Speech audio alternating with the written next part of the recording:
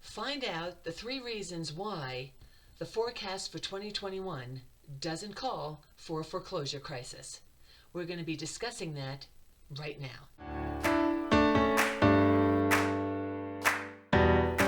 Hi, my name is Peggy Dursthoff, and I'm a realtor with HomeSmart here in Highlands Ranch, Colorado.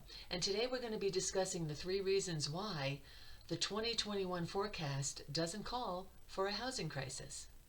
As the current forbearance mortgage relief options comes to an end, many are wondering if we're going to be facing another housing crisis next year.